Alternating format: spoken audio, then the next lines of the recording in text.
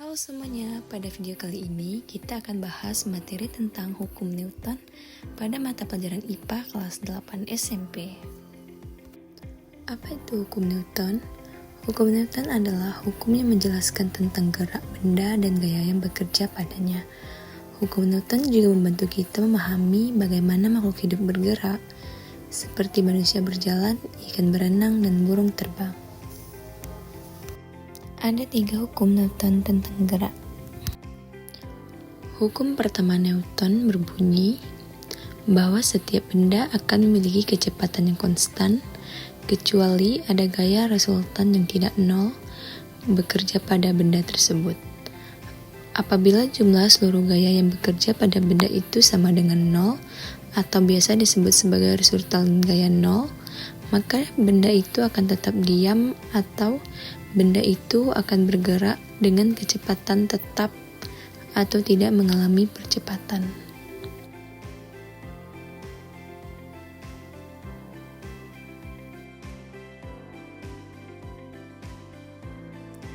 Hukum ini dapat dijelaskan oleh fenomena ketika seseorang berada dalam mobil yang sedang melaju kencang dan tiba-tiba mobil direm mendadak.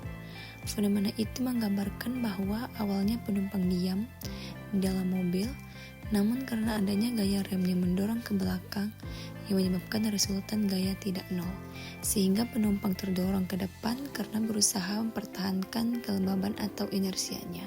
Hukum 2 Newton. Hukum ini berbunyi bahwa jika sebuah benda dengan massa m mendapatkan gaya sebesar F, maka benda akan mengalami percepatan atau A yang besarnya berbanding lurus terhadap F dan berbanding terbalik terhadap massa benda. Pernyataan tersebut dapat dituliskan sebagai berikut: jika A sama dengan F per M, di mana dengan percepatan benda dalam satuan meter per sekon kuadrat, dan F merupakan gaya yang diberikan terhadap benda, dan M merupakan massa benda dalam satuan kilogram.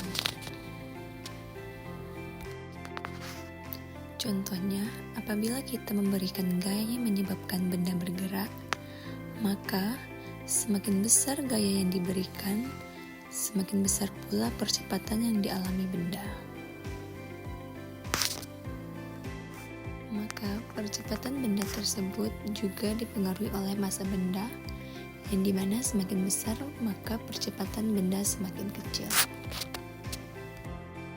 Hukum 3 Newton bahwa gaya aksi dan reaksi dari dua benda memiliki nilai yang sama, segaris, namun berlawanan.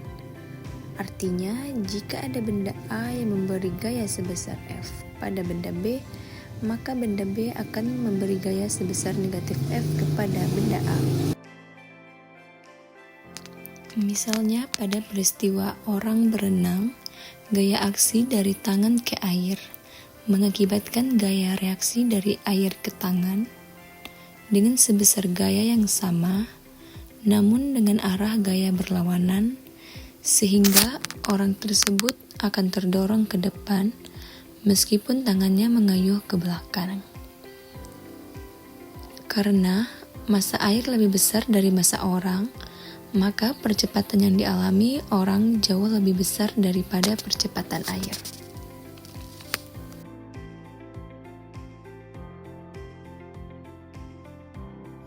Mungkin sekian video dari saya, semoga bermanfaat. Sekian, terima kasih. Wassalamualaikum warahmatullahi wabarakatuh.